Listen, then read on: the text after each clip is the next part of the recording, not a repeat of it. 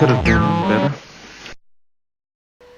And welcome to the Movie Night Podcast, End of the Year edition. I'm Alex Law. And I am Jake Law. Yeah. This time we're going to talk, even though it's past Christmas, we're still going to talk. In my mind, it's still Christmas season until New Year's. So. Yeah, like I still have my lights up in my room and everything. I think keep the tree up. Most people say the end of December is the official end of the season. Yeah, so we're gonna talk Christmas movies. We're gonna review this week's movie, which is Ron Howard's How the Grinch Stole Christmas with Jim Carrey. Yeah, got a few things to say about that. Yeah. And we're just going to honestly reflect on what kind of a year this was. Yeah, I have some interesting things to before say. we roll news, why don't we actually start there before we roll news? So what kind of a year was this? Well, here's the thing. Last year was not a good year for me. I didn't consider it a good year. No. As far as me personally, it wasn't too bad, Some good things happened to me and all that. But on a larger scale, it was pretty barbaric. Yeah, oh God. As far as political went, you had the election.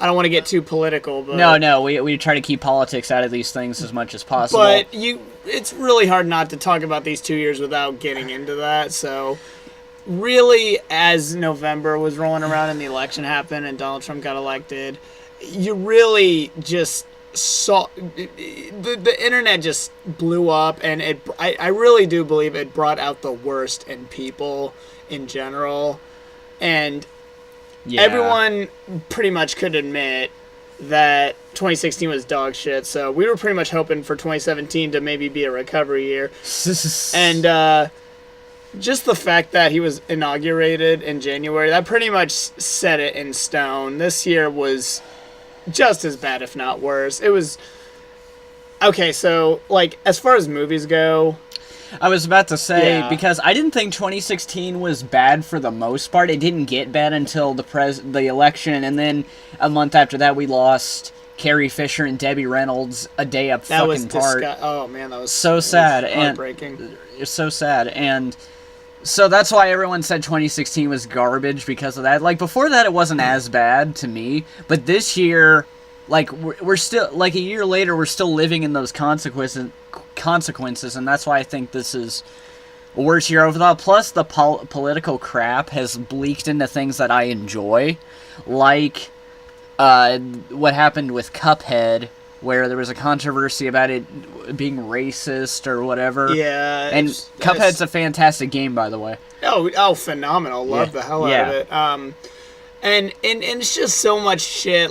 This was just the year where things were just really starting to just leak out. Like I said, it's brought out the worst in everybody. Everywhere you go, it's just endless toxicity, and it's poisoning. It poisoned us, really, because we were into it for a while.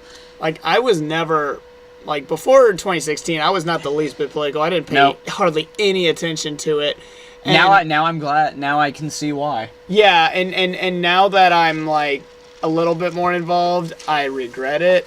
And one of my resolutions for 2018 is to go to be less political and not focus as much on this garbage. But yeah, so I'm hoping that these 2 years we're just really, really the worst of the worst we ever get, and that 2018 really is a recovery year, because 2017 just was not my year in general.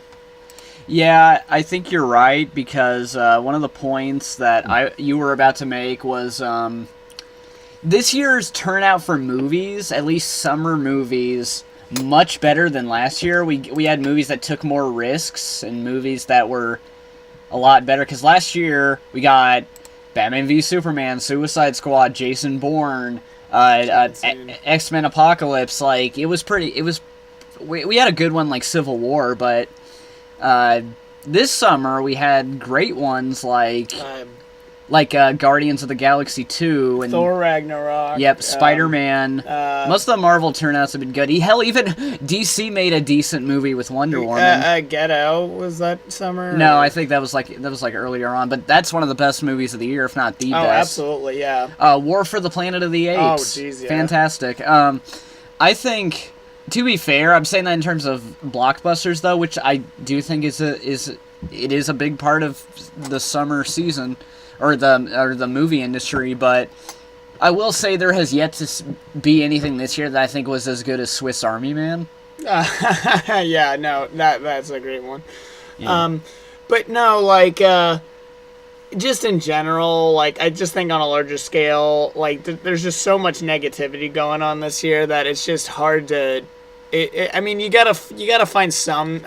There's some good aspects of this year, but for the most part, I mean. Yeah. But then you got, You've got the repeal of net neutrality, which that's still pending, but Right. but it's like it's still scary.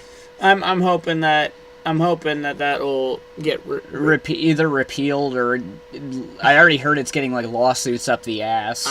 I mean, good. I wonder why. If that gets repealed, the net neutrality repealed, that would be a very good start to 2018. Yes. Right there off the bat. Yes. But I mean, that would just be a start. But yeah. And if last year was the year all the celebrities were dying left and right. By the way, let's give props to Kirk Douglas for turning 101. Oh man, that son of a bitch is still going. Yeah, that motherfucker's immortal. Yeah. Sheesh. We are all Spartacus. Yeah, exactly. But if 2016 was the year of all the celebrities dying left and right, this is the year they, unfortunately, not all of them, but a lot of ones we like, get outed as sexual predators. Yep. Yeah. Last year was the year they all died. This is the year where their careers died. It's so sad. Do you think, like, be honest with me, do you think Harvey Weinstein will ever get a job again? Well, actually, who was it? I think it was Bryan Singer tweeted about it a month ago, where in a Q&A, someone asked him, or maybe it was Kevin Spacey, one of the two, asked him if they'd ever be willing to work with him again, and he said it's hard to say now. He just doesn't know. That's a really, like, heavy answer. That's a heavy question to answer. And he said, like, it depends on, like, how much potential there is, how much, like, opportunity there has been to make something unique and decent. He said, he didn't say no, he said not likely, but he said it's possible. So yeah, the big ones were Weinstein and Kevin Spacey, which Kevin Spacey was such a tragedy because he's just so talented. He's one of my favorite actors, and it was. All I can say is I'm not saying I don't disbelieve the victims. I'm not saying blame the victims by any means, but I am saying at the very least, I hope he gets the treatment he thinks he needs. He did the right thing. He pulled out and he seek treatment. I mean, like hopefully. Not trying to give him credit. I'm just saying that's probably the best thing you could have done right now. But I'm sorry. House of Cards just isn't going to be the same without him. They're talking about killing him off and all that, and I just can't see the show going on without him. Wasn't season 5 already like not so good? That's what I hear. It was. Well, I actually haven't finished it. I'm like 2 episodes left. But, well, that should tell you something. But no, like it's kind of a step down, but I still liked parts of it for sure. I still think the cast is still what's selling me on it, but it's just it's a little different, I will say. It's kind of repetitive, but yeah. I'm pretty upset about that, but I'll be honest, like, despite what he comes out as, he was fantastic in that show. He's never not good. I mean, okay, 9 Lives, but that was like shitty script with shitty direction. Like when he's an actual good movie, he always brought his A game to the table. I know, yeah, and the memes are coming out about how his performance in American Beauty is a lot more relevant. Ooh, no, yeah. I will say that one scene in American Beauty where he like fantasizes about a younger girl. That was a little. Oh yeah. Those scenes are a little weird now. I made a joke and a couple days ago on Twitter about how he and Jennifer Aniston are in Horrible Bosses, and in Horrible Bosses Jennifer Aniston is sexually harassing Charlie into sleeping with her. Yeah. If they made it today, Kevin Spacey would have that role. That would be the opposite, because you also have Kevin Spacey as the hard-ass boss, and that's, since, feminism and whatnot, that I could see a woman take that role. And I really don't want to get into it, but Go ahead. he came out as gay Yeah. after while apologizing to the victim. Well, I found that kind of funny because it almost seemed like he was trying to use that as a cover-up where he's like, yep, I'm gay. And then people are like, yeah, wait a minute, what was that first thing you said? No, the LGBT wasn't buying that for a second. They said it made them look bad. And, I mean, I'm not one to judge when people decide to come out. I mean, that's their own personal decision. But in this particular case, I'm going to go ahead and say it. That was a bad time to come out. Yeah. If you want my honest... I mean, linking those two together is just... it's pretty distasteful, but... Yeah, no, I agree. And even ones like... did you know Paul Haggis got outed?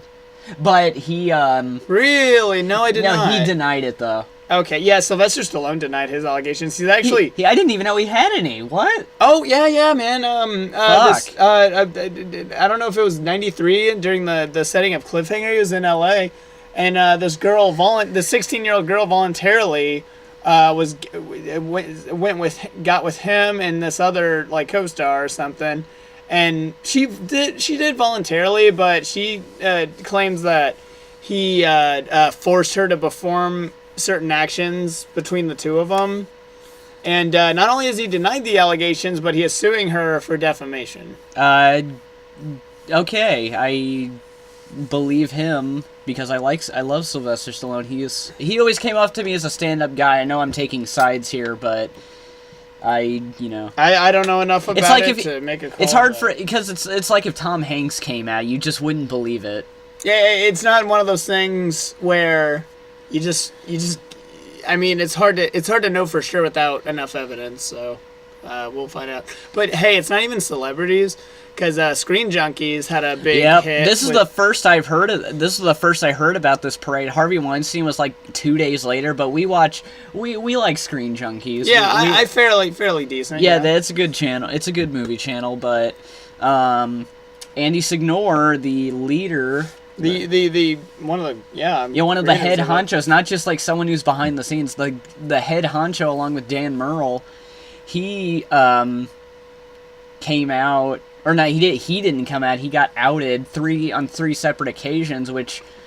Yeah, by 3 different women. And the fact that he went like media silent and got fired, that should... That goes to show it basically pleads guilty, and but... man, the response video to that after he left, along with the Twitters, just it really goes to show how much this just sank their souls. Yeah, like that's really bad because I really liked Andy. Like I really did. It was so shocking. That's what I was shocked by because I kept saying he really did not seem like that kind of person. But then again, I guess that's what they all say. Yeah, it's hard. It just at the end of the day, it's hard to recognize. And can we acknowledge that this was on the eve of Devin Faraci's departure from the internet, which I thought wasn't shocking at all. I saw it coming a mile away, and it was kind of needed because that guy was a jackass and a bad scumbag. Bad. Even before what he did came out to the public, he was a toxic motherfucker. Yeah, he talked a bunch of shit. He ran his mouth a lot, and he was a loud male feminist, and look where that got him. Yeah, exactly. No shit.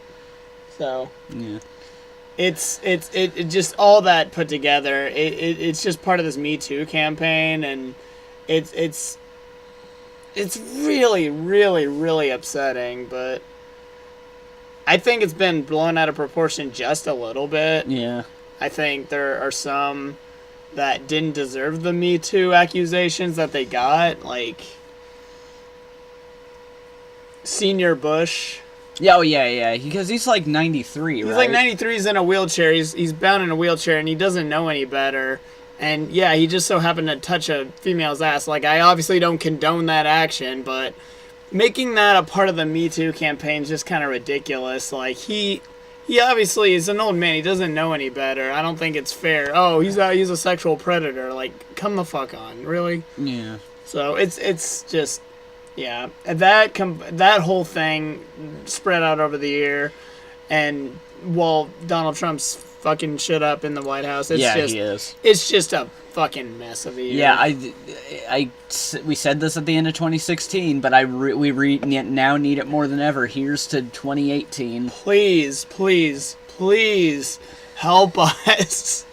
Somebody. We have to change. All right. And now, okay, that's moving on from that. Okay. So enough sadness. Let's go ahead and get into news. You stay classy, San Diego. I'm Ron. Fuck yourself.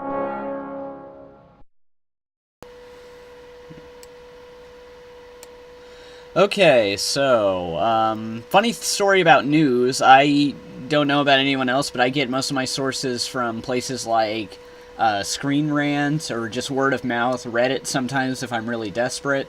And the majority of the news for the past 2 weeks, all relating to Star Wars.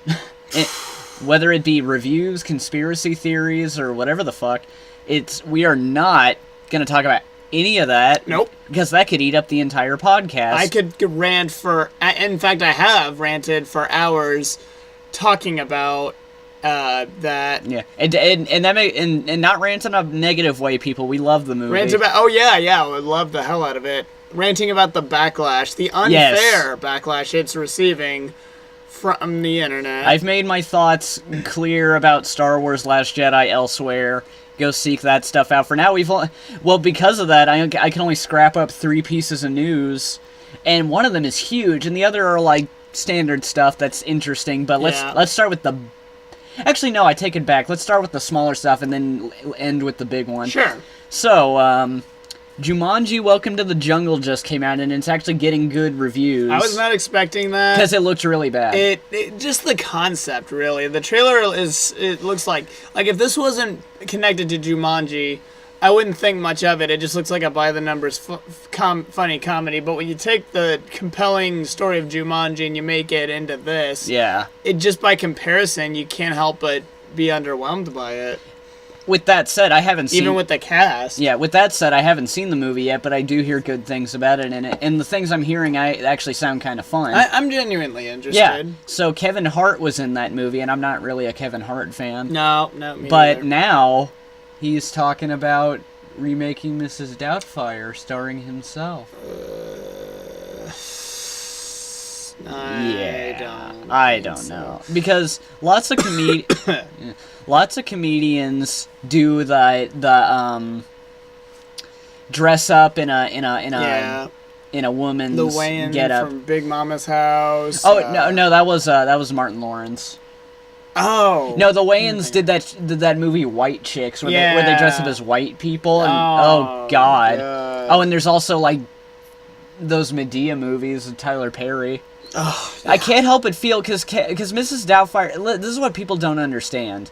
That's why because they're all, of course, there's Will Smith cast as the genie officially.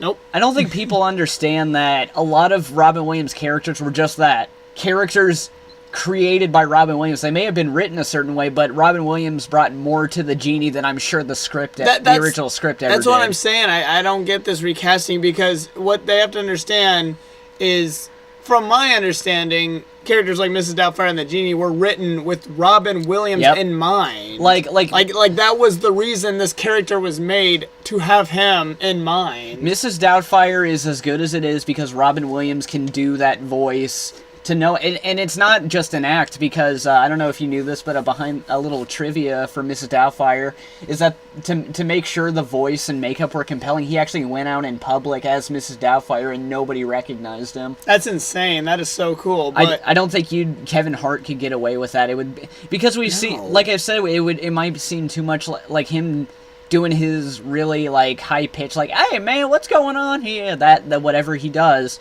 It'll just feel like Medea again. I know. I just can't see that. Like, if you want to make a movie where you dress up as a woman to disguise people or take care of kids or whatever, that's fine. But do what Tyler Perry and them do. Create your own unique character on it, and maybe try to separate it as much as you can from Medea or Big Mama's House. Like, try to make it different. But if you're just taking an already established role from a deceased comedian, it just doesn't feel like good. I don't know. It just doesn't feel like that's a good idea. Yeah, well, to be fair, I think this is only Kevin Hart saying he would be interested if ever it was made. I don't think anything's official yet. I just think Mrs. Doubtfire is fine the way it is. Yeah, Mrs. Doubtfire is I don't great. think there's anything you can really touch up on. It's not really a dated movie, you know. I mean, so. I guess you could update the themes of like going through a divorce or something like that. Fair enough, you could. But to be fair, especially that final dialogue in the original movie where on the talk show he's answering that one little girl's question. Kind of brings it all home. He brings it all home. That was like a really well. Those words were really well chosen. Yeah, and here's the thing, like Mrs. Doubtfire works because like there weren't many of those movies coming out that time. Like I think the only established one was Tootsie, which was extremely good with Dustin Hoffman. Yeah, great movie. Dustin Hoffman coming out as. Oh yeah, I was just about to say we forgot about him. Oh well, I don't care. Yeah. Anyway, so Ms. Doubtfire is kind of a homage to that, and it was done really well, and it was a fresh idea at the time. I don't know if you get away with that now because it's being overdone. Yes. I mean, much like everything else in Hollywood, it's being overdone. Everyone's doing the guy dressing up as a nurse or a sassy woman to take care of kids or whatever the hell they're doing. It's not a fresh take anymore, and that's why I don't think Mrs. Doubtfire needs to happen again. Yeah, I agree with that. But like I said, it's only a rumor. It's not like because Will Smith, like I said, Will Smith as the genie is announced, and I really don't know about that. No, I'm not too confident on that. I won't jump to conclusions, but I mean, I don't know. You know what they need to do though? They need a Mrs. Doubtfire 2, directed by Christopher Columbus, with a CGI Robin Williams. No. That's a joke. It's not. It is. Genuinely serious. No, you're not. I am. I can tell by the look on your face. I'm not even. I don't even have a weird face. Yeah, you do. It's your normal face. Okay. But yeah, you're fucked.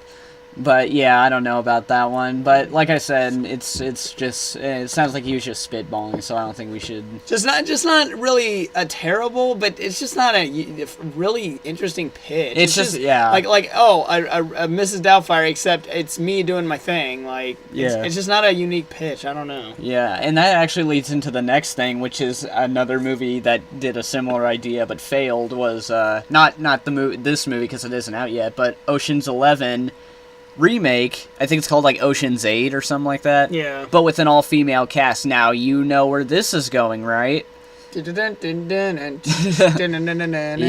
Because Ghostbusters 2016, yes, even a year later, despite the fact that the movie flopped and nobody really cares about it anymore, if you bring it up, there's still people on other side of the camp saying like, no, this is what happened and it was a hate group. No, this is what happened and they were trying to push a narrative and blah.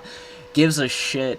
The movie wasn't good. I didn't think it wasn't terrible. I didn't hate it or anything. There's a couple of decent moments of it, but from the beginning, I was open to the idea. Thought it was a little gimmicky, but I didn't mind it.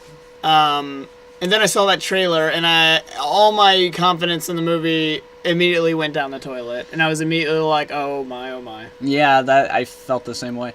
Because what we were just talking about with the Kevin Hart, Mrs. Doubtfire thing, like anyone will agree, a large part about Ghostbusters' charm, the original, is those specific actors and those specific lines. Like, if you don't need any proof, there's Ghostbusters 2, which I have a soft spot for, but not everyone does. And that had all the same cast back, even Ivan Reitman again.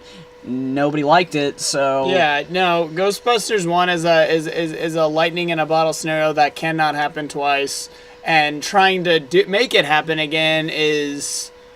just because the idea, like Mrs. Doubtfire, the idea that it's like, hey, we'll do this same idea, except it's us instead of them. I don't think that's as easy to change up as you think. It's not as simple as, oh, we're doing it, but we're doing it with these people. It doesn't work like that. The idea of Ghostbusters works for those specific characters. It's just it's in this particular case, you can have them in that scenario, but the scenario just doesn't work because they're just doing their usual shticks, which, granted, they're funny, but they're not unique or specific to the roles that they were put in. Yeah, but aside from that, that's why this Ocean's 11 female thing, even though it sounds like a similar thing, I think that could hypothetically work because the original Ocean's 11, which is what this tying into, because I think Matt Damon's gonna have a cameo. I think it was a remake already. Yeah, I've only seen that one, and I thought it was pretty good. Yeah,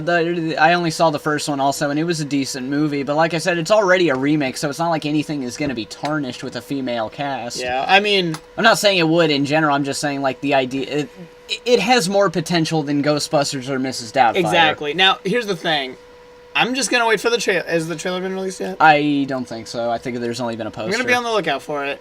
And if the trailer turns out to be pretty good, and it did get hate for it, that would be the point where I'd be like, okay, that's a little stupid. Like, who do we have as a cast? That's what I'm going to say. Yeah, okay. But, if the trailer's good, then I'm more than welcome to checking it out. Okay, I like this cast. Sandra Bullock, Cate Blanchett, Anne Hathaway, Helena Bonham Carter, even. Rihanna. Yeah. Okay. A couple others. Okay, that's all pretty good. Dakota Fanning as an undisclosed role. Yeah, Mindy Kaling. Wait, did you say Dakota Fanning? Oh, God, I hate her. I hate Dakota Fanning, I'm sorry. And it's from the director of The Hunger Games. Huh. Okay. See, that has promise.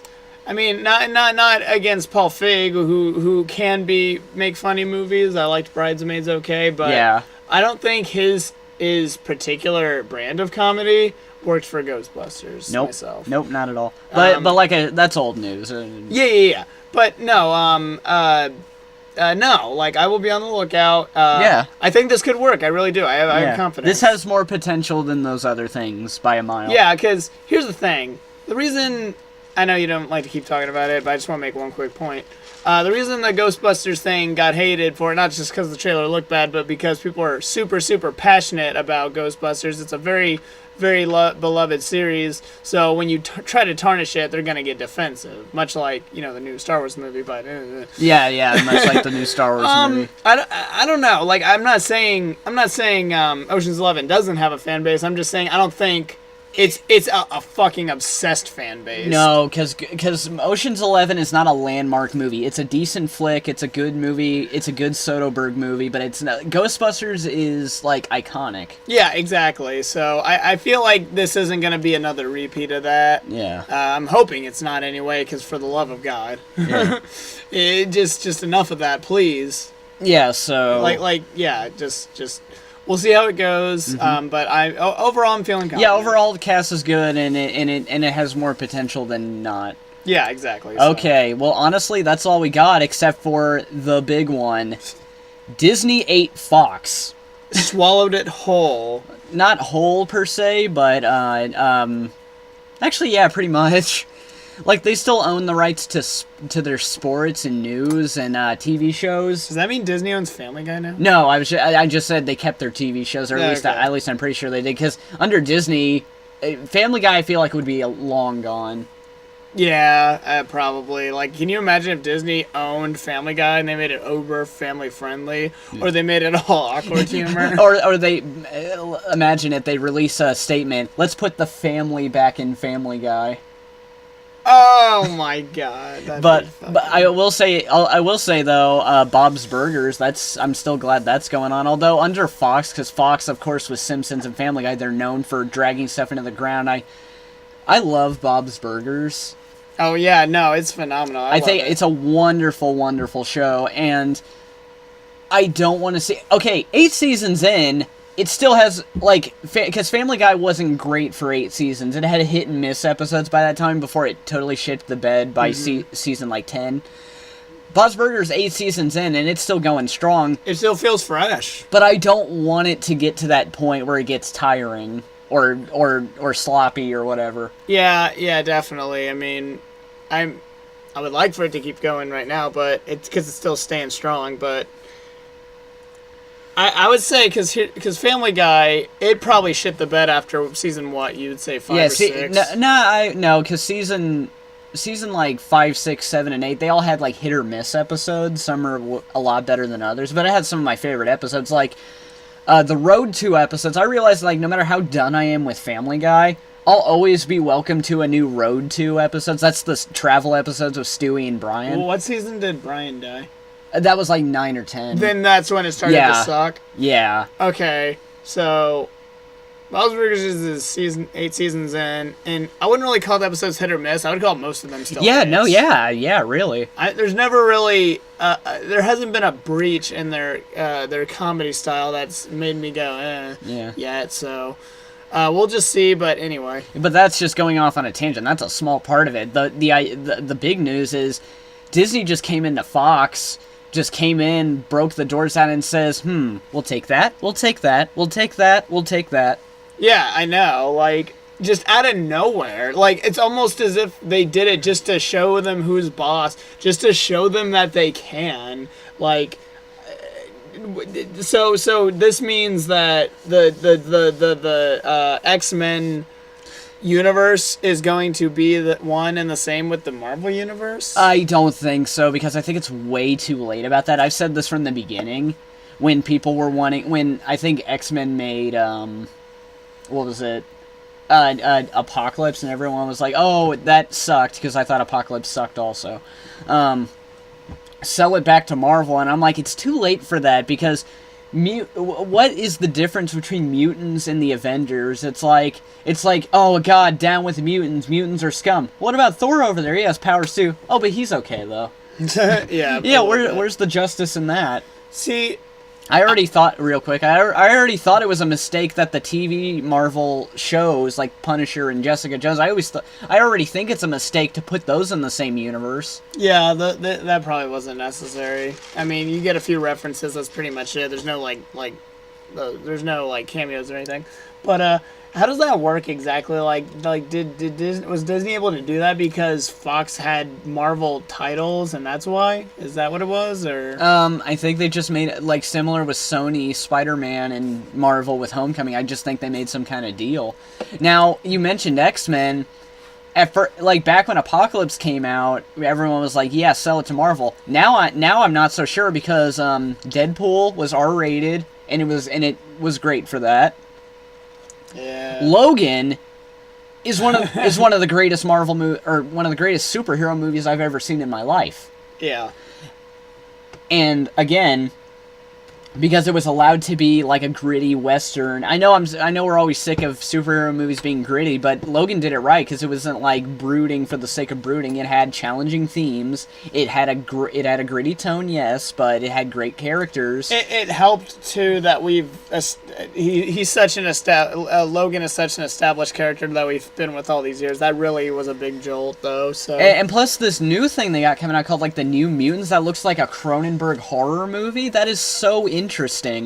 I haven't heard that, actually. That does sound interesting. Yeah, but to be fair, I think since these things are successful, I heard that Disney might try to keep the X-Men like it is. I actually don't know the full story of who has creative control, but I mean, yeah, I guess there's still a lot to be discussed, but just the fact that they just came out of nowhere, and I mean, what don't they own now? Like, why don't they just buy Planet Earth and be done with it? I'm not convinced they haven't. Yeah, pretty much. They're just...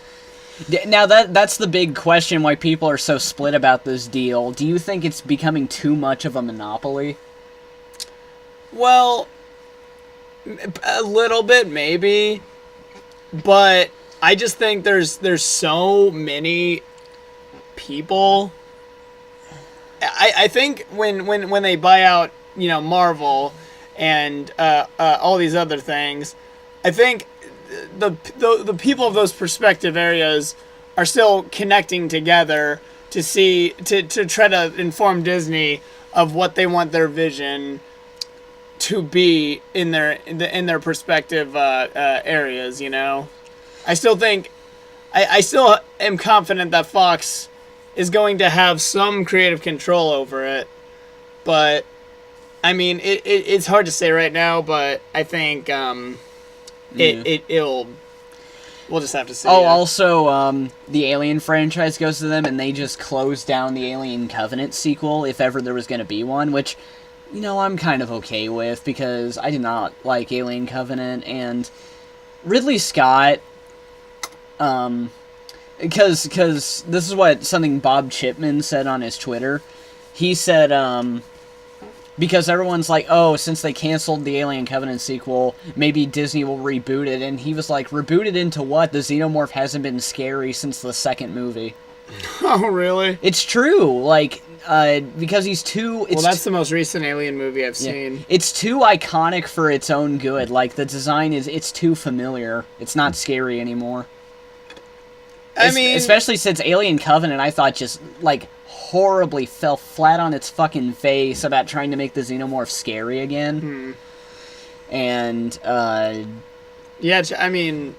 And Ridley Scott needs to just stop this, because, okay... Stop milking the franchise? Because, okay, let me tell you something about my opinion of Ridley Scott.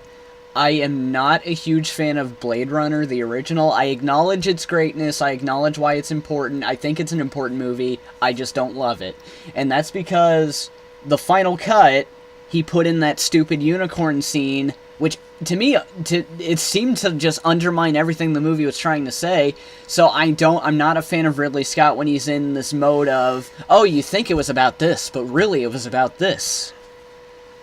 Because... every time he's tried to expand on the lore of his movies, it's made it dumber. I mean, for Blade Runner, but does he really... And Alien now. I can honestly say with Prometheus and Alien Covenant, he has made every answer that could have been about where the Xenomorph came from less interesting than it was. Yeah, I haven't seen Prometheus. Yeah. I just feel like, he ain't no fucking chicken, so... And he likes Beavis and Butthead. Oh, yeah. And all I can say by that is, duh. If you watch Red Letter Media, you know what that's from. Yeah, so... I just think he needs to stop trying to milk the franchise in general, especially after Alien Covenant. Either give it to someone else, let them do something better Alien with it, and Terminator are two franchises that they have had no idea what to do with this, so just fucking stop it. After the excellent sequel on both franchises, there was a greater... The rails just flew way off. It's kind of poetic in a way, because not only was James Cameron involved with both, but one is... Because I consider the first Terminator pretty much a horror movie, in a lot of ways. In a sense, maybe, I don't know. Because the only reason we're not calling it that, it's because it's about an unstoppable killer who's trying to get at this one girl. The only reason we're not calling it that is because he uses a gun instead of a knife or something. So I consider the first Terminator, a lot like a horror movie. Same goes for the first Alien. And then the second one is like a bigger budget action extravaganza directed by James Cameron, so... Yeah. And then, with both franchises, 3 shit the bed. Alien 3 isn't nearly as bad as Terminator 3 for me, but everything after that is just worthless. Yeah. I just think he needs to throw in the towel with this, but, because I hear his newest movie, All the Money in the World... Yeah, see, that does look interesting. And it's getting good buzz. It tells me that Ridley just needs to, like... It's been happening the past few years, because he made Prometheus. I didn't hate it, but a lot of people did. Then The Martian came out, and everyone thought it was great, including me. Yeah, definitely. I think his non-alien space movies, or his non-alien movies in general, are pretty solid. And then he made another Alien movie, and it sucked. And now he has this movie that actually is getting good reviews again, and it's like a political drama of some kind. And it's like, okay, Ridley, you made Alien 40 years ago. You done. You did your part. Yeah. Move on. Exactly, a little bit, so, but... Oh boy, that went off on a tangent. A little bit. In conclusion, though, I think I have confidence in Disney, because even after Disney bought Marvel, they've still been shelling out some fantastic movies. So yeah, this isn't a damp on Marvel's or Disney's quality of film, because I still think, because despite what the Star Wars fanboys will have you believe that Disney fucked up Star Wars, fuck you, no they didn't. Most of their products are still good. Yeah, no, definitely. One more franchise I actually want to bring up is Planet of the Apes, because I think they have that too. Of course. And and I'm pretty sure they have Die Hard too, but they haven't talked about anything because just like Alien and the other franchise we were talking about, the latest sequel was a big pile of dog shit. But Planet of the Apes, I don't know about what they're gonna do with that, because I thought War for the Planet of the Apes was like a great end to that trilogy. No, it was excellent, definitely. So if they are gonna do something, they should wait a few years, like more than 5. Don't be Amazing Spider-Man about it. Wait more than like 5 years, and I don't know.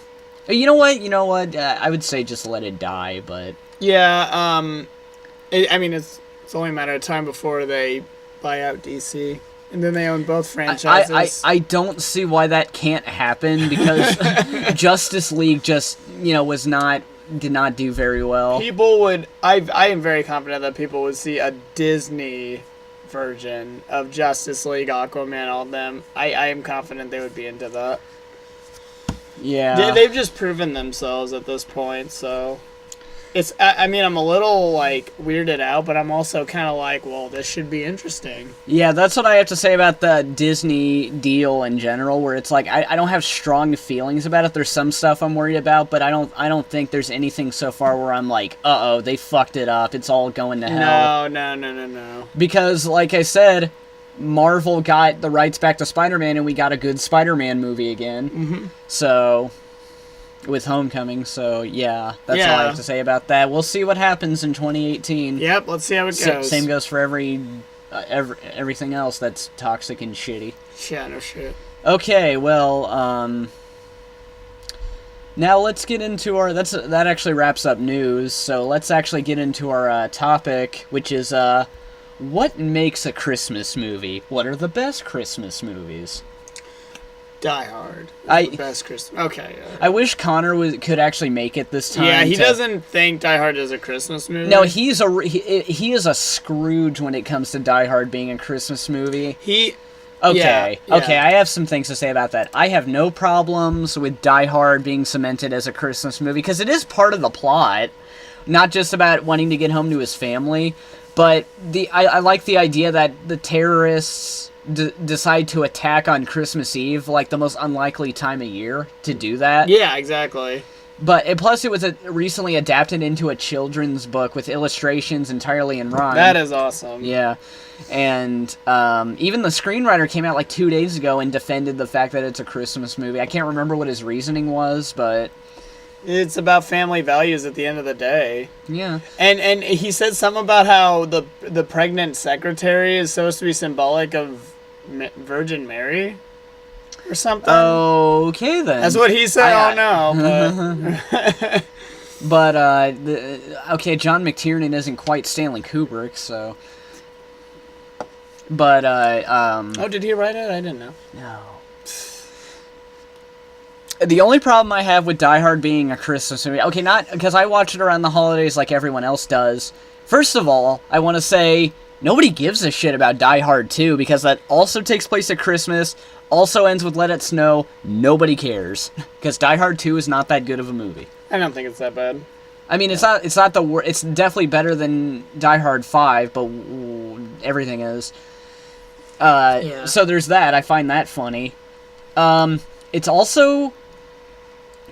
The fact that the fans always have to keep reminding you, where it's like, hey, you'll never guess what my favorite Christmas movie is. It's a Wonderful Life. No, that's normie shit. I pick a avant-garde, bold choice like Die Hard.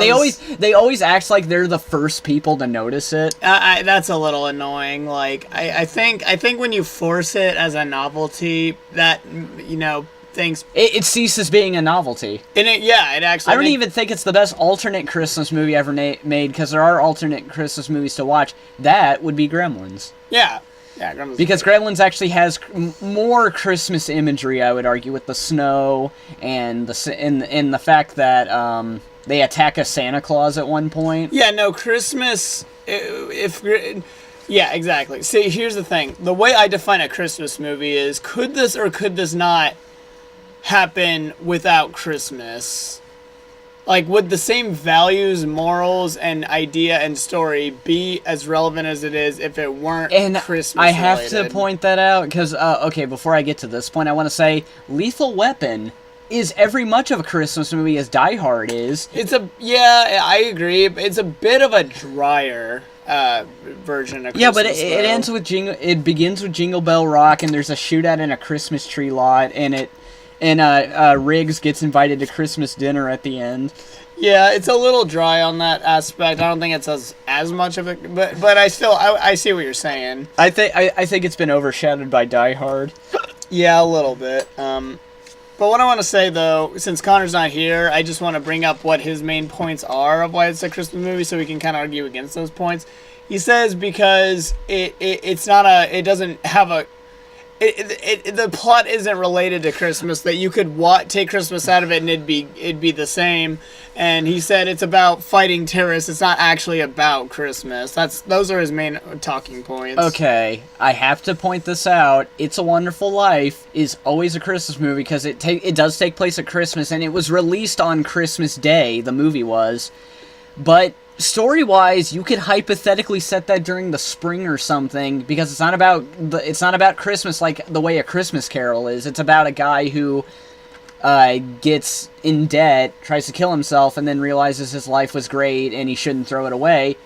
You could set that in spring, and it Shrek would Forever After. Yeah, that was a takeoff on It's a Wonderful Life. That's not a Christmas movie. Yeah, well, That's my point, is that you can set it anywhere and it's still relevant. But it's still a Christmas movie because it has the family values are there. The singing is there. The setting is there. It feels Christmas. It feels like Christmas. And if it has to feel like Christmas, look at Black Christmas. Christmas is in the damn title. Yeah, exactly. That's a Christmas movie. Because Christmas is in the title, but it's about a serial killer. And hell, it's directed by Bob Clark. Doesn't get more Christmassy than that. Yeah, exactly. Because the motherfucker made the most popular, not necessarily the best, in my opinion, but the most popular Christmas movie, A Christmas Story. Exactly. But no, that's why I think Die Hard is a Christmas movie, because it has the family values, morals. It's not just about killing the terrorists. It's about reconnecting with your family. Yeah. That's the essential theme. Outside of it's like in No Country for Old Men, I mean, weird comparison, I know, but everyone thinks the plot is about this guy who found the money and is trying to keep it for himself. No, that's the outside action plot to keep the audience occupied. But the real in-depth plot is about Tommy Lee Jones not being able to keep up with the times. Yeah. But the flashy action plot is the one people pay more attention to because it's right there in your face. And that's how it is with this. Like, on the outside, it looks like it's just about fighting terrorists, but no, it's actually about, the reconnecting with your family and reconnecting with your wife and marriage and all that. Exactly. And it's actually a little upsetting that in the later movies he's divorced anyway. That's kind of upsetting. Yeah, I never liked that. That's similar to in Jurassic Park 3 when Ellie Sattler and Alan Grant are split up for no real reason. Yeah. I feel like that's just a cliche in movies sometimes to show that a lot of time has passed because you can assume there was some kind of, breakup off screen. Mm-hmm. Yep. But, we don't always need it. Yeah. But I would okay, you defended Die Hard pretty well, and I agree with it. I just hate the fan base is what I hate. Oh no, yeah. I'm actually finding that out a lot this year, by the way. Unrelated topic that I'm not going to get into. I hate a lot of fan bases for things I like. Yeah, I know, definitely. But one more quick thing for Die Hard is when he says it's not a Christmas movie because it doesn't have a Christmas tone. I refer to that scene in Die Hard when he's driving to the Nakatomi Plaza with Argyle. Yep. And he starts playing a rap song, and John McClane is like, "Don't you got any Christmas music?" And he's like, "This is Christmas music." And that, to me, sets the movie, where it is a Christmas movie, it's just a different kind of Christmas movie. It's Christmas, Theo. It's the time of miracles. Exactly. I'm sorry, the Christmas... It feels like Christmas to me. It pounds it into your head too much, like when, what's his name, Leo, or Theo, whatever his Theo, name. yeah. Yeah, he does, 'twas the night before Christmas, and all through the house was silent except the 4 assholes coming in the building. It's like they pound it into your head too often. Or when they are playing, dun, dun, dun, dun, dun, dun, dun, yeah, when the vault opens. Yeah, exactly. Like, come on, that is absolutely Christmas. Another one I have to defend is Batman Returns.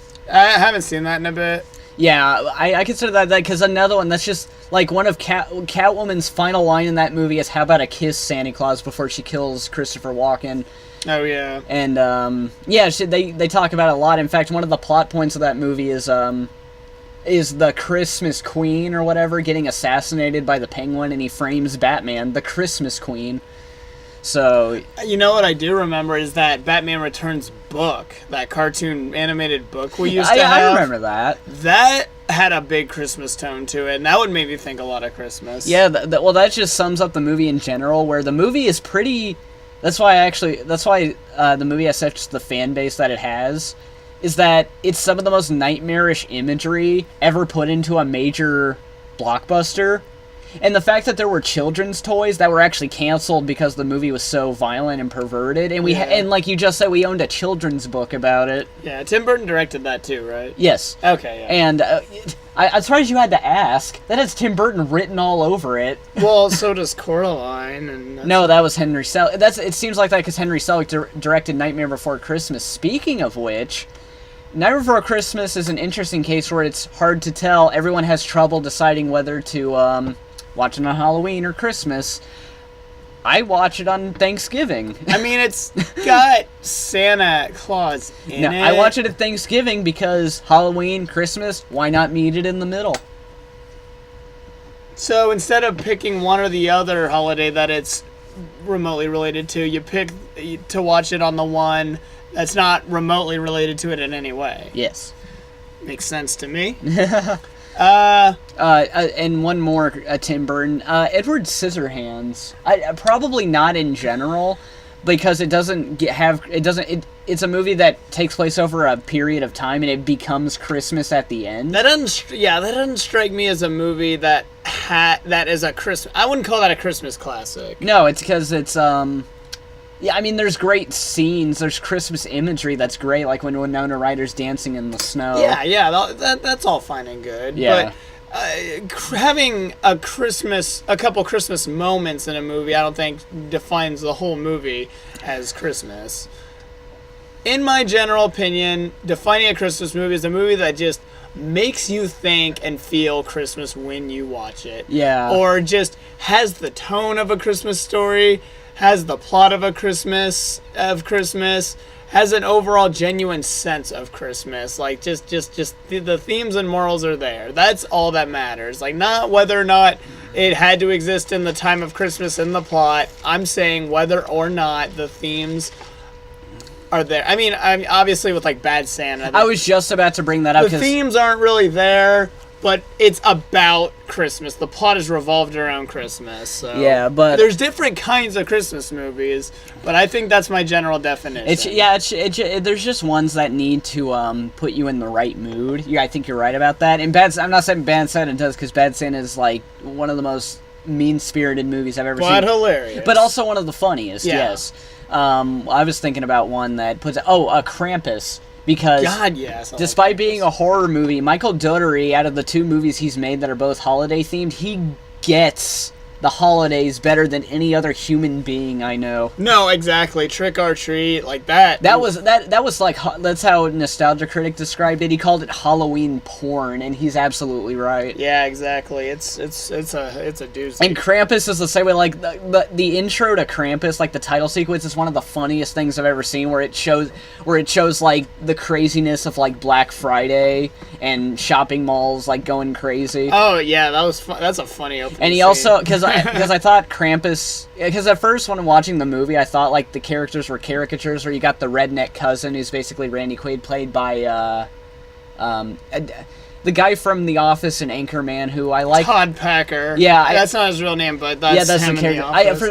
I feel bad because I can never remember that guy's name, but that he's a funny dude. He's obnoxiously funny. Yeah, it's funny because he plays like the idiot redneck cousin in Krampus, and he's got like the the little fat kid and everything. But it's like it works. Like I said, it's not just stereotypes for the sake of stereotypes. It's like ones you instantly familiarize yourself with. Yeah. I think Adam Scott's really funny and Red's got it. So yeah, I think Krampus might come on to be like the next Gremlins in terms of as far as alternate Christmas movies with little monsters running around. One Christmas classic that everyone says is essential to watch this year that I am just not the biggest fan of, Elf. I knew you were going to say that. I just don't like it. I just don't like Will Ferrell. Okay, that's what I'm going to say because we liked it when we were kids, and a lot of people still like it. It's not a bad movie. And I get why people like it. It's not. Because I was defensive of it for a while because you and Connor both said, like, oh, it's not that good. I'm like, what are you talking about? Of course it's good. I like that movie. And then you're like, rewatch it. And I'm like, okay, I will. And then halfway through, I started to realize, like, oh, yeah, they're right. Here's the thing. Jake's right. That is a movie. Your enjoyment of that movie depends of how much you like Will Ferrell's shtick. And my answer is none. And I really don't. I don't want to say none, but I want to say like there's only so much I can take of his screaming like Santa! Oh my God! Yeah. That's annoying, but I will say the movie itself, directed by Jon Favreau.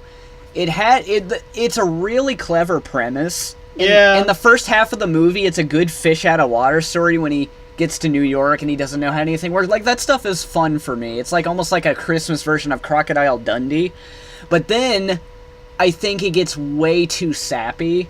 Yeah. Like when they actually try to have a heart, where like at the end when they have to escape the Central Park Rangers. That's so dumb. And they're like, here, we can get the Christmas spirit back if we sing really loud. And at that moment, I'm like, oh, fuck off. That's pathetic.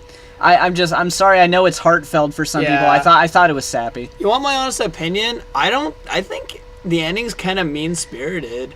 Like, James Caan lashes out at Buddy. Yeah. And then he, like, apologizes for it. I'm not convinced that he really conformed. I still feel like he's a cold-hearted bastard. That actually, and even if you don't want to argue that, the fact that he just changed on the spot like that is unconvincing. But I'm not convinced that he's changed. I still think he's mean-spirited. That actually is a good segue to another movie I have similar issues with. But before I do, I will say Elf still has good moments, like the scene where he attacks the mall Santa's funny. My favorite scene is Peter Dinklage. Yeah, I was about to say that's my favorite scene in the movie, just because Peter Dinklage sells me. That's it. Yeah, he kind of does. I'm sorry, he sells me. But the movie itself, it's not for us, but a lot of people like it, and I don't have a problem with that. Also, Zooey Deschanel's hot. Yeah, she is. But that leads me to another one that a lot of people like, but mostly people who kind of were around in the 80s and get that kind of humor, is Scrooged. I didn't dislike it that much. I thought it was okay. I don't dislike it, but I thought it was kind of a mess, though. I thought it was, or at the very least, messy in terms of tone, because when you see Bill Murray on the cover and it's called something Scrooge, you think it's going to be some kind of like parody of a Christmas Carol, like maybe Caddyshack or something like that. Yeah, it's a twist, and it's directed by Richard Donner, who did Superman, The Goonies, and Lethal Weapon.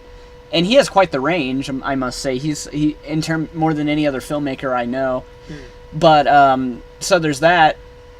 But my problem is the movie has funny parts, but it's not that funny. Because there's scenes like... One of the funniest gags is when the Ghost of Christmas Present keeps beating the shit out of him. Yeah, played by Carol Kane, right? I think so. I can't remember, probably. But yeah, she's just beating the shit out of him. I thought that was hilarious. Yeah, no, see, like I said, it has funny parts, but then there's parts where, like, he sees, like, that homeless man, like, frozen to death, like, with a cold, blank stare, and he's yelling at him, like, you could have saved yourself.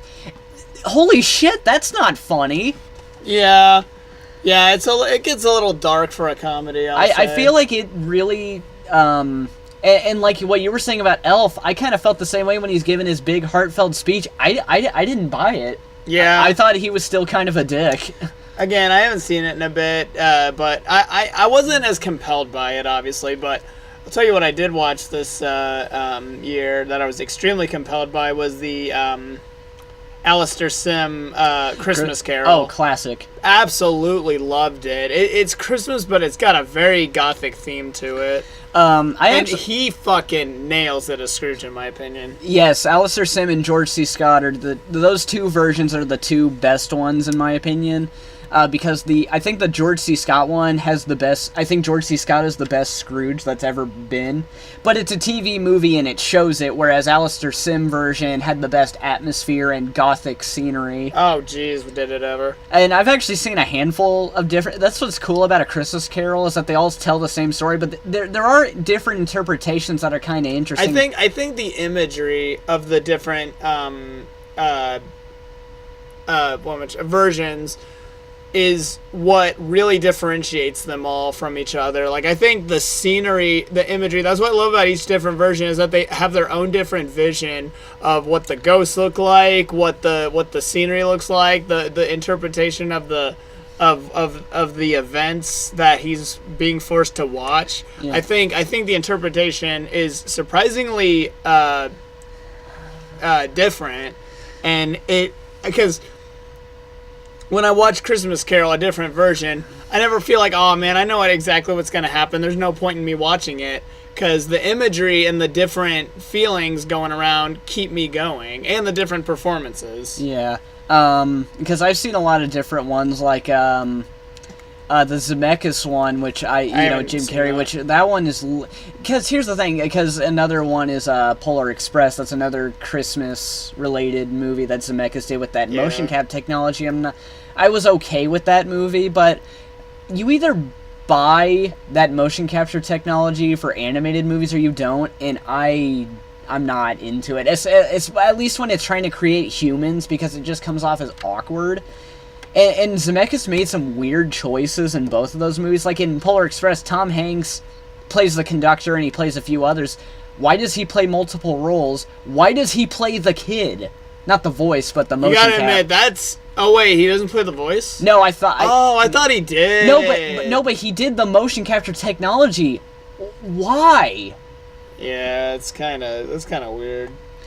I think he sold me as the conductor, though. He was awesome. Yeah. That scene when the girl lost her ticket, and he's like, I seem to have forgotten to punch your ticket. Can I have it? And she can't find it. He's like, well, in that case, come with me. Like just what is the kid thinking that he's gonna toss her off the train? Like, cause we were laughing at that when we watched it, because I expected to see where you just see the train like go up the mountain, and you just see like from a faraway shot her going like ah. Well, damn, that's one messed up conductor. But I've actually seen multiple versions of Christmas Carol. One I watched this year is this musical rendition from the 70s with Albert Finney. Yes, was it? It's just called Scrooge. Yeah. And Albert Finney, I wasn't really a fan of his Scrooge because it was way over the top. He's always shouting and he's always talking like this. Always talking like this. And also, he was only 34 when he did that movie. Oh. Like, the guy who plays his nephew is like 10 years older than he is. That's weird. But I will say that it does the story's still effective, and for a musical rendition, it has one song that I remembered, and I had no idea it came from this version. Thank you very much. That's the nicest thing that anyone's ever done for me. I've always known about that. I didn't know it came from there. But although that song is not as cheerful as... I mean, it does come back at the end in a cheerful way, but the first time you hear that song, it's during the Christmas future where people are celebrating the fact that Scrooge died. And I'm not kidding, the dancers like dance on top of his coffin and everything. Oh, it's really dark. Sounds to me like that whole movie is over the top. Like get this, the end where Scrooge changes his ways. He goes so far as to dress up like Santa Claus and put the beard on and everything and run around town and buy all the toys. And like I said, the story's still effective, but it's just, to me, I see this madman played by Albert Finney dress up like Santa and go, I'll buy that, I'll buy it for Bob Cratchit's family. Yeah, it's weird.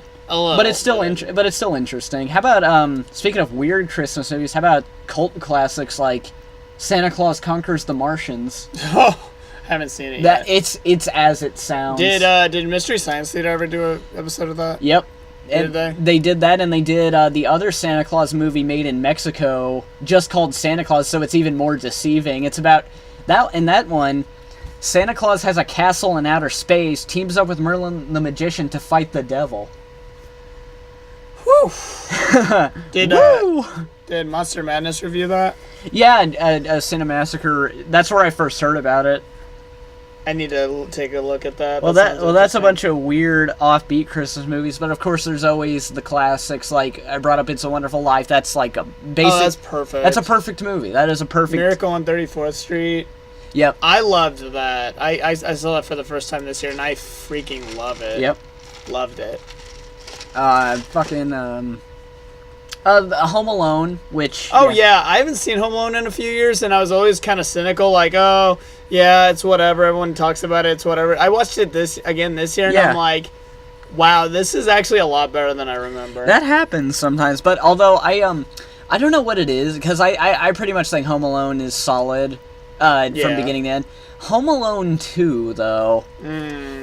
Nope. You lost me. No, I don't think it's good, but I don't know why, but for some reason I always go back to it. Nah, I think it's kind of sucks. I'm not a fan. I can't blame you. It's just I feel like there's still some things that are good about it. Like in that one, all the adult actors are the best part, and like Harry and Marv are still funny, and Tim Curry's funny. Yeah. But And that's also the one where it really pushed the envelope on the violence. Like when Marv gets gets smacked in the face with like 4 bricks. Well, not only that, but they freaking threaten him with a gun at the end. Like, Jesus Christ. And the other one, they're just gonna like bite his fingers off and. Okay, hold on. Too. Okay, hold on. It's like, oh man, they were gonna shoot him, man, and the other one they were just gonna fucking eat him. Okay, all right. Well, yeah, but that's. I mean, a gun's more threatening than know. It's more threatening. It is. Yeah. A gun is more threatening. I don't know what it is, but I'm Home Alone 2. I just go back to it with the first movie. I watch them back to back all the time, every year. But that's just me. Yeah. The one of the most interesting things from Home Alone 2 and Garner is the scene where Donald Trump shows him the lobby. I don't know why, but that's so funny to watch in this day and age.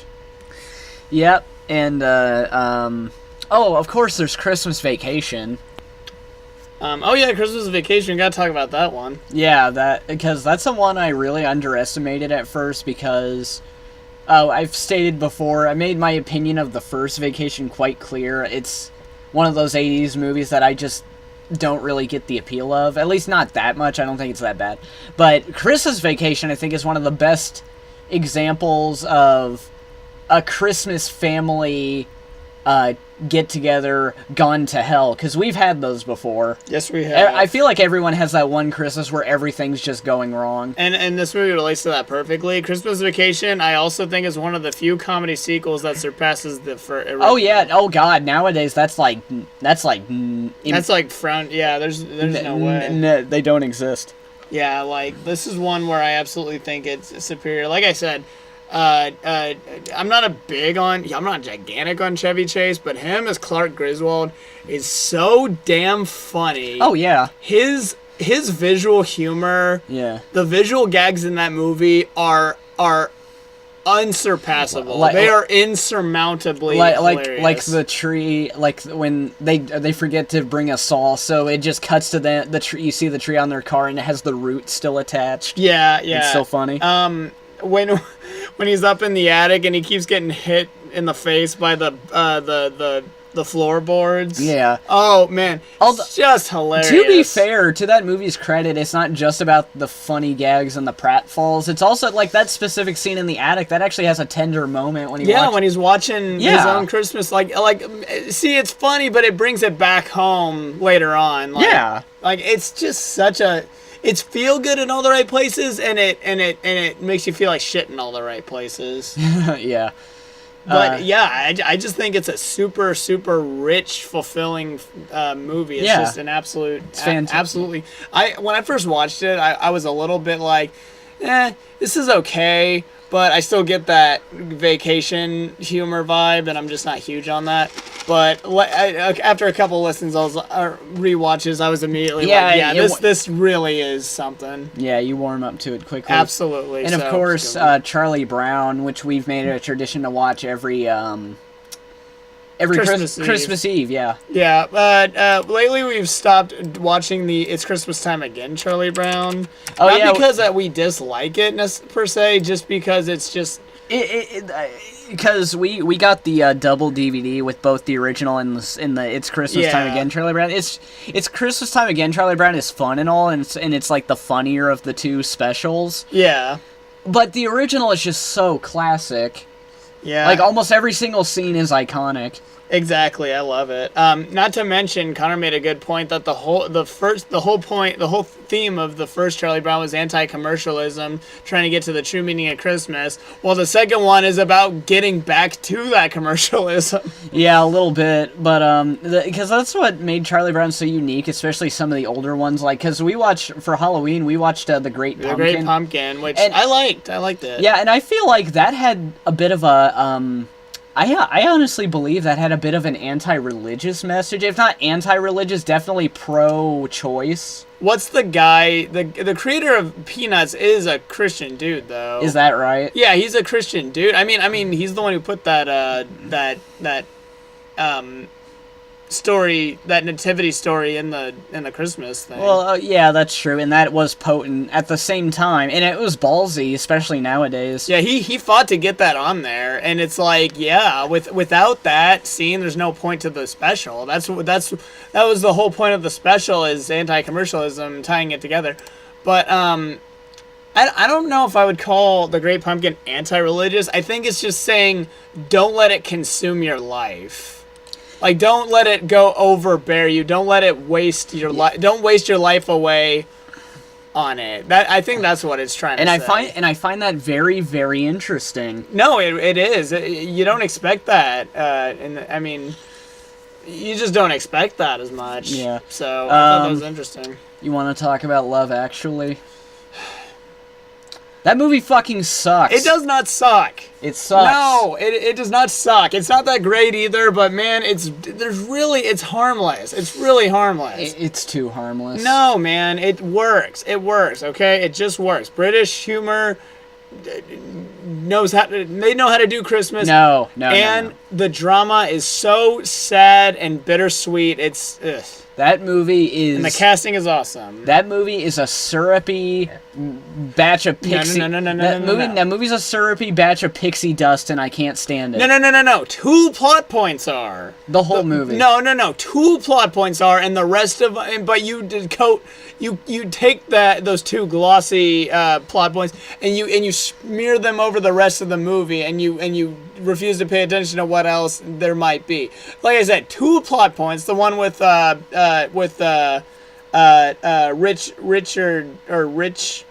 Gere. No.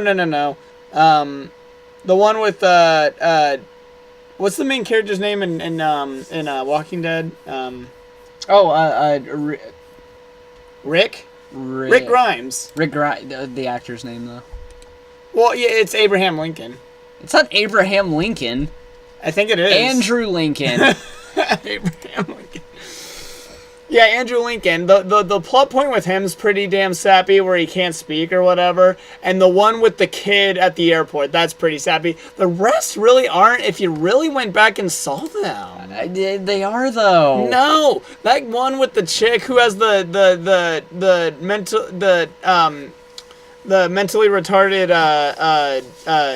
brother who she can't have a love life because she has to take care of him. It's upsetting, but it really goes to show how many lengths she'll go for him, because it's different variations of different kinds of love. I think I'm with you in the sense that any movie that has the word love in it is most likely to be that syrupy mess that you claim it is. But for this, it wasn't like that. It just wasn't. I thought it was. It's not just guy with girl either. There's different kinds of love. There's brotherly love. There's sisterly love. No. There's. Let me correct There's you. all kinds of love in there. No, let me correct you. It's not just one boy meets girl. It's a lot of boy meets girl. There maybe twice. The rest are pretty touching. The cast is good. Cast is great. But I just can't. It's too contrived to me. I just can't stand it. Oh my God, you have no soul. You're right. That scene when Emma Thompson realizes that I liked. That was so upsetting and sad. Are you kidding me? That's the thing. It's a really unique performance because that is a real performance. That is one of the most real moments ever. Like when you think of Christmas movies, it's hard to get in touch with reality because it's all these goofy characters, but the Love Actually is something that felt so authentic and real in the real world. Like it's so touching, it's so bittersweet, it's so unique. It's unique. You try to make it out to be just another Valentine's Day or another ensemble massive stuff. No, not another one, but it is the movie that spawned those. That's a fact. But that being said, so even if I like the movie as its own, which I don't, I would still hate it for what it started. I mean, I don't like Valentine's Day, but I just think you're being unfair. I really do. It's not my fault it sucks. You are overthinking those two plot points and assuming that's the whole movie. No, those two schmaltzy plot points do not represent the whole movie. No, it's not just about that. It's not just the schmaltzy plot points. It's the fact that there's no real one. Like, it had some effective scenes and some emotional scenes that worked. But I can't say there was ever one plotline where I was like, "Whoa, that was amazing! How did they do that?" Well, I mean, in a rom-com, no one's ever gonna say that about a rom-com. I don't like rom-coms. Like even I love the hell out of the movie When Harry Met Sally. I don't. But I didn't really have a point where I was like, "Oh, that blew my mind," because it's a rom-com. What's really gonna blow your mind? Groundhog Day. Either they. That was cheap. Yeah. That's a cheap move. Yeah. Okay, fine. Anything not directed by Harold Ramis will not blow your mind. Whatever. I know it's not my genre, and I know people like the movie. I'm not gonna like Elf. I'm not gonna stop you from doing so, but I just, like I said, I just can't stand it. Whatever. I don't love it. I do find it interesting, though. I think it's unique. What about Arthur Christmas? I thought that was fantastic. I did like that a lot. It was a unique form of Santa, and it was a unique form of the myth of Santa. Exactly. It's a unique twist. It's not just the typical Santa delivers toys and all that. Like I like how it goes out of its way to show that they use like high-tech technology to do what they do. Yeah, it makes it feel a lot more like a business than just a majestic area. It's sort of like Monsters, Inc. in that regard, where you always hear about the monster in your closet, but then it turns out there's this other side. This big corporation, and they need your scares for their energy. That's cool. So I think it did a really good job. Yeah. And I just think it's cool that there's generations of people taking on the name Santa, and it's almost like being president. Like, you see the portraits on the wall, and they're trying to pass down the torch. Yeah. I also think it did a good job of not talking down to children. They didn't bring in, like, I don't know, we'll bring up Kevin Hart again. They didn't bring in Kevin Hart to do like a goofy voice. They had actors like Jim Broadbent and James McAvoy and Bill Nighy and Hugh Laurie. Or Bill Nye. Whoops. Yeah, and Hugh Laurie. So I'm like, that movie is a good kids movie that didn't talk down to kids. Yeah, exactly. So no, okay. Yeah, I thought it was unique. Yeah, good movie. Okay. I think we'll do one more before we jump into the movie of the week, and that's A Christmas Story. How could you not end it with that? Well. Yeah, exactly. So, I mean, I don't think there's too much to say that hasn't already been said, but I will say a lot of people talk about what is a Christmas movie, what's not a Christmas movie. To me, this isn't a Christmas movie, it's the Christmas movie. To me, this is the defining movie that when you think of, like, you literally do not watch this on any other day or time of the year than Christmas. Like, you could, but it's like, if you watch this in June, like, let's just say you just want to watch it in June. Okay, fine, it's not a big deal, but really, this is the definitive Christmas movie at the end of the day. It just is. Yeah, pretty much. That's why they play. Okay, I will say, as perfect of a movie I think this is, I will say that TMC has... It's TCM. TCM.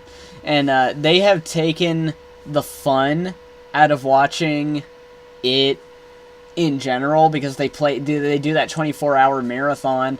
Oh, no, that's TBS. Oh, okay, yeah, TBS. Well, whichever channel does that, TBS does it. They kind of took the fun out of watching it because, like, we kind of make fun of it after a while. Like, every Christmas Day, we'll be opening our presents to each other, and then we'll watch a scene from the movie, and then we'll make it a ploy to try to catch that same scene I think that's fun, though, because it's a tradition. It's a tradition. It's such a traditional film. But I'm just saying, as far as the movie, if we're trying to say the movie itself goes, like... Watching the movie once a year is special. Watching the same scene 3 times a day is not so much. To me, it just never gets old. I could watch that movie a lot. I do think it's great, though, because since the movie is like a thing of, like, little vignettes, you can tell you can say what happens in the movie, but no matter how many times I see it, I can't remember what order they come in. Oh, yeah, like, I know every event that comes out there. All I know is, the only part of the movie I know by heart is the whole final stretch from when he gets a C+ on his test all the way to the end. Like that transitions to him beating up Scud Farkas. Not getting in trouble by Dad, thinking about going to see Santa. They go to the parade, they see Santa, Christmas, BB gun, the end. Yeah. Racist Chinese goose dinner.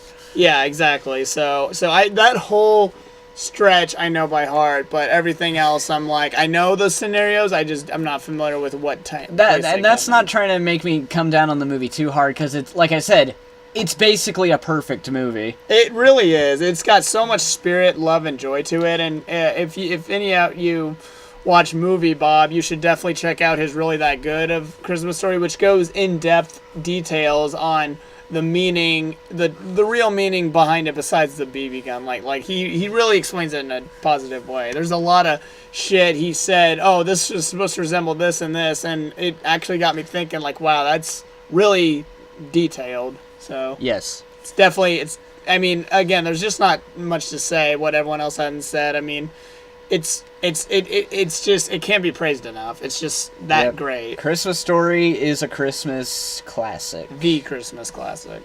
Except I think It's a Wonderful Life is still better. Oh, well, yeah, I love more, but as far as Christmas movies, I think this is the definitive one. Well, we left out one of this whole spiel, so let's not waste any more time.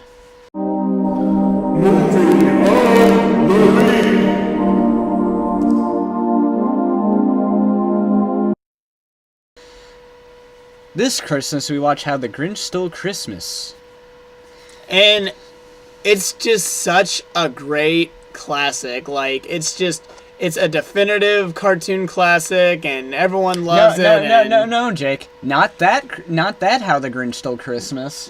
What? No, we watched, well, because a couple shows ago we watched, for reasons I'll never understand, we watched The Cat in the Hat, so I guess it's only fitting we watched The Grinch. Yay, The Grinch! Okay. This movie has sort of become, like, it has a bit of a following, because it was actually a box office hit when it came out, but it was, like, mixed from critics. Well, we're talking about the 2000 Grinch, by the way. Yeah, the one from, the one with Jim Carrey. Just so they know. Yeah, the one with Jim Carrey. This movie was a hit when it came out, and people have responded to it ever since. Here's the thing. I don't remember being, because whenever I say I like this movie, because make no mistake, we do like this movie. It grows on me. I like it, yeah. But not for the reason you may think. Yeah. Because whenever you say that, you're immediately hit with, oh, it's because you grew up with it, right?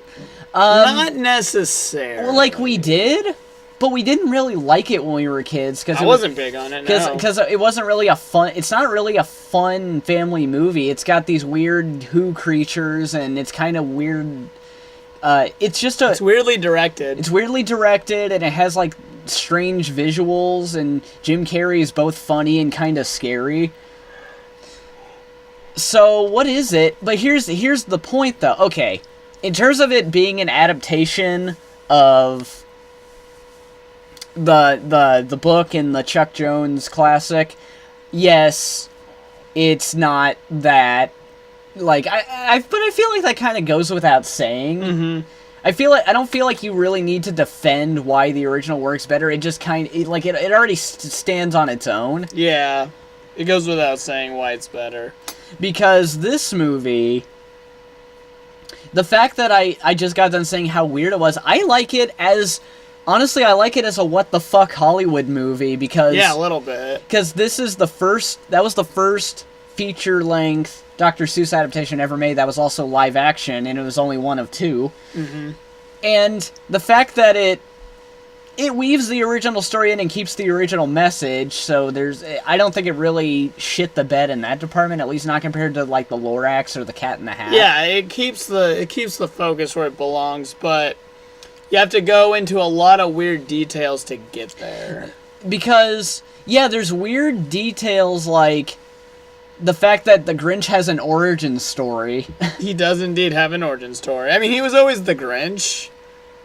He didn't, like, mutate into one. Wow, what a different movie that would have been. But it's about why he's so grumpy and why he lives where he does, and it's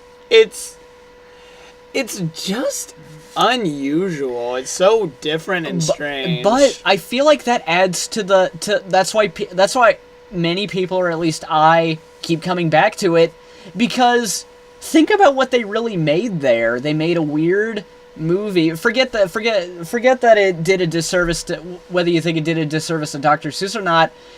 It's the weird angles and the weird cinematography and set design and the weird makeup. Although the Rick Baker makeup on the Grinch is, like, oh, Jesus, amazing. God tier, it's fantastic. You can barely tell. I mean, I can tell it's him, but it's I have to really look. But as a what the fuck Hollywood movie, it's like, I think it actually can be enjoyed on that level, because it's like, it's so goofy. The strangeness of it actually does make it stand out. Because let's face it, the best Dr. Seuss adaptation by default is Horton Hears a Who.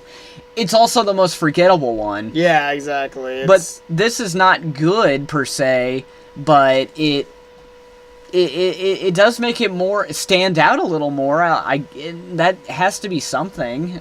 Yeah, no, and even if it's for the wrong reasons, there's still entertaining reasons. Yeah. Like this is probably maybe not the most perverted Dr. Seuss adaptation, but it's that would be a Cat in the Hat. But it's pretty perverted, man. When he goes down to the town and he dives into Martha's boobs. Yeah, there's that, and there's also the There's a deleted scene with a dick innuendo where he's when he's dressing up as stuff to go to the thing. He dresses up in like an iron, like, furnace, you know? And then he opens the lid to the furnace, which is right where his penis is, and it's on fire. Oh, that's... Wow. It's not overly, but... I guess it's a good thing they cut it. Yeah, there's that, and there's also the scene where it's like, hey, honey, our baby's here. He looks just like your boss. I know. It's like, wow. Like, jeez, when he lands right in the middle of that, like... Even that's a weird idea where they're all born out of the sky in like little parasails. Yeah. But he goes down to the party where he meets his adopted parents. Well, you know, he's just out there, and they have that scene where they're doing the they're like having a swinger thing. Or whatever, I forget what it's called, but it was that thing people would do at parties in like the 60s, 70s, where you'd put like keys in a jar, and if you know how that works, you know where this is going. Oh my god, what is that doing in a Grinch movie? See, what weird artistic decisions like that, I'm just like, what were you thinking? What went wrong? What was going on? And here's the weirdest part of all. This movie was directed by Ron Howard. Yeah. Because why not? A little bit. That to me is the back then is the equivalent of maybe Colin Trevorrow doing The Book of Henry, or maybe Bob Clark doing Baby Geniuses. It's like when you see that, you're like, wait, what? A little bit, yeah. I thought that was a weird choice for sure, but... And it doesn't feel like a Ron Howard movie. Because a year later, he does A Beautiful Mind. Which wins Best Picture. 5 years before that, he did the critically acclaimed Apollo 13. I mean, I guess... But again, all that just makes it more interesting. It does, but one aspect that I think really does work, intentionally works, is Jim Carrey as the fucking Grinch. I feel like that's... Man, oh man, is he fucking hilarious. I think that's where I tend to agree, is that I actually genuinely like Jim Carrey as the Grinch. I'm not going to sit here and say it's what Dr. Seuss had in mind and it's a perfect representation. Just as a Jim Carrey performance... it's hard not to give him credit, because he's gone on record saying putting on that makeup all those times was like almost like broke his psyche. Actually, now we know him today. I'm not convinced it didn't. Yeah, exactly. But I think he is genuinely has funny parts, and he has a screen presence, and it's awesome. He's very animated. It shows his range as a physical actor, because he has all that makeup, but he's able to work past it and emote past it and make all the faces you want him to make. Unlike in Cat in the Hat, where Myers pretty much only has 2 expressions on his face the whole time, and like he doesn't really move that much in his costume. Like I just feel like despite the very odd and unusual setting, Jim Carrey was really trying, and I respect him for that. Yeah, I don't even mind that quasi Sean Connery voice he does. Like it's just become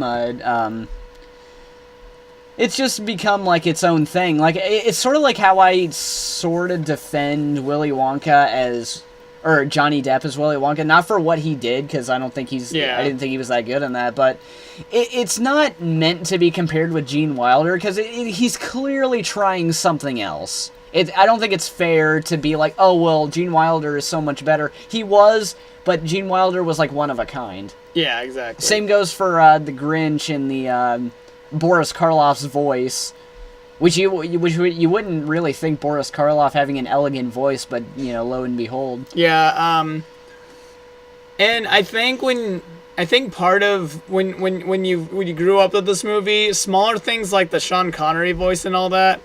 Like, I'm not saying I didn't recognize that, but it's just such a normal part, because I've seen this movie so many times that I don't hardly think about that, because it's so regular to me. But some of the more outlandish things that are a little too weird unnoticed, like, the perverted innuendos and some of the just really weird fucking lines.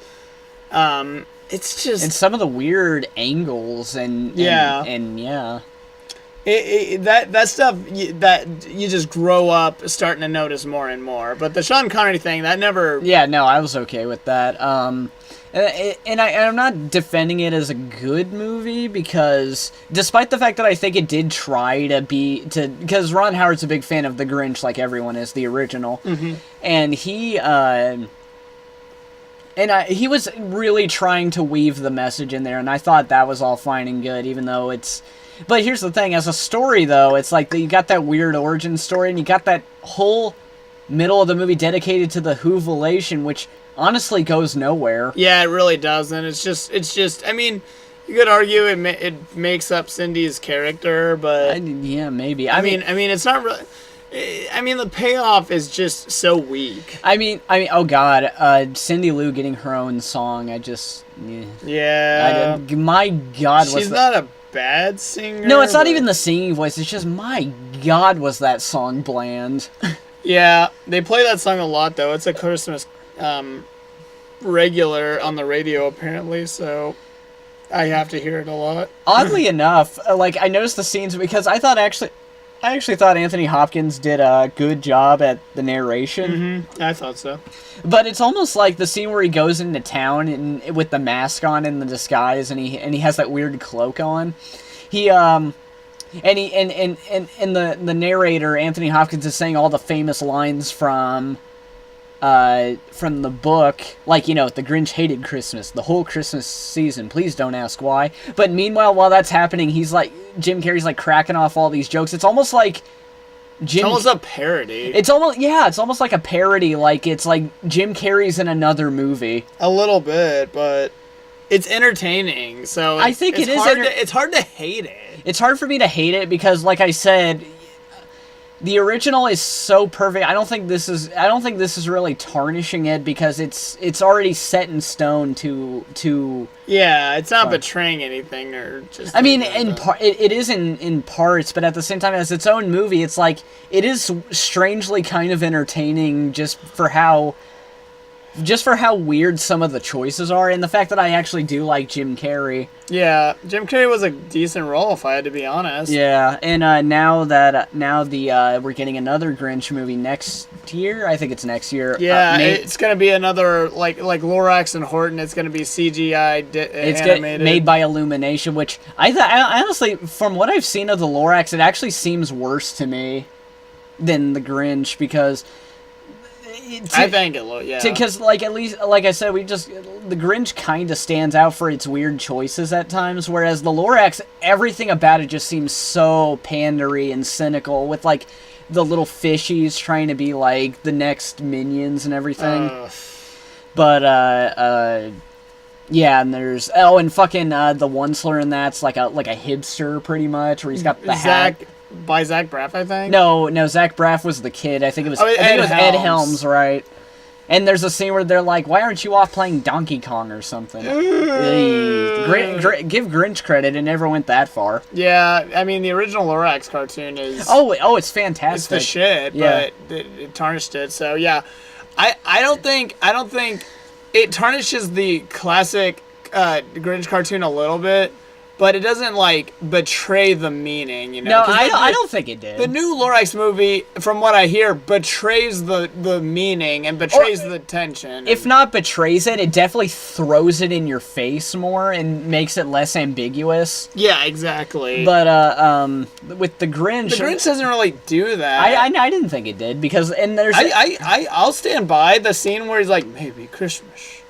perhaps means a little bit more. Yeah, that actually was a little genuine. I thought that was pretty heartfelt. It's not like at the end he learns he was like, nope, Christmas comes from a store after all. I was right. Yeah, exactly. That's actually a genuine scene. And there are scenes where they actually get it pretty right. Like when he's actually stealing Christmas, that montage, that was almost shot for shot from the original. Because since Illumination has the Grinch, I do want to say that I'm not a big fan of Illumination, especially now, because the first Despicable Me was fine. It was cute. It was cute. Yeah, it's cute. Then the Minions became popular, and they made a bunch of spin-offs. And then they made the Lorax. And then they made Sing, and I hear the movie wasn't that bad, but the marketing was annoying, ungodly annoying. And Secret Life of Pets wasn't that good. And now they have not only the Grinch, but they're making a Mario movie. Mario movie? Again? Why? Well, I'm not saying a Mario movie doesn't have potential. You really want to roll that dice again? I don't want to roll that dice with Illumination. I mean, imagine if wait, you can't make another Mario movie. Bob Hoskins and Dennis Hopper are both dead. I know, because that's what I was always disappointed by. I wish they would bring Dennis Hopper back, but not with makeup like he was in the original. I just want him like a CGI Bowser that looks like the game, but it's still Dennis Hopper's voice. That'd be awesome.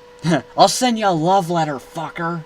Oh my god, yeah. But yeah. Imagine them trying to make Yoshi the next Minion. Oh, don't even go there, man. Well, it's gonna happen. What are you talking about? Don't even go there. Don't mention it. Don't bring it up. I don't want to have that on me. Well, to close our thoughts on the Grinch, because this is actually our longest show to date. Like I said, it's not. I don't think it's a good movie, but I feel like it does stand out for it being a particularly strange movie. And yeah. I think I actually like Jim Carrey, not as the Grinch that we all know, and and fits the story, but just it's as his own unique identity of the yeah, Grinch. it's him putting a bunch of elaborate makeup on and losing his mind and doing whatever he wants, and sometimes I'm down with that. Yeah. Really, what to rate it? That's a toughie.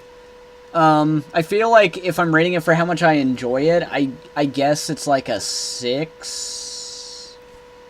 Are you going out of 10? Yeah, out of 10, I'll give it like a 6. I'm gonna go 7 out of 10. Really? I know that's crazy, but I just see it as a different perspective, a unique interpretation of the Grinch. Like it messes a lot of things up, but it's just too strange and memorable.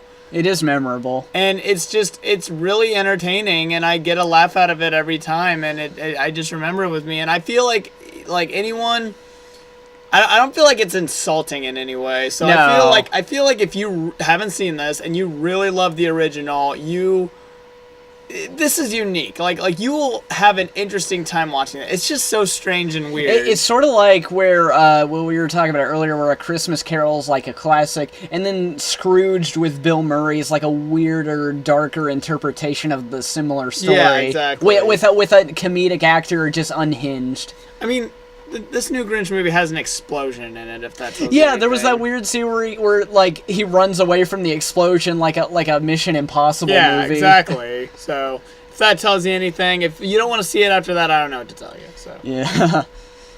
So yeah, I guess that sums up the year. Merry belated Christmas and Happy New Year. Happy New Year. Hopes high hopes for 2018. Very high hopes for 2018. And yeah. See you next time. Thank you guys.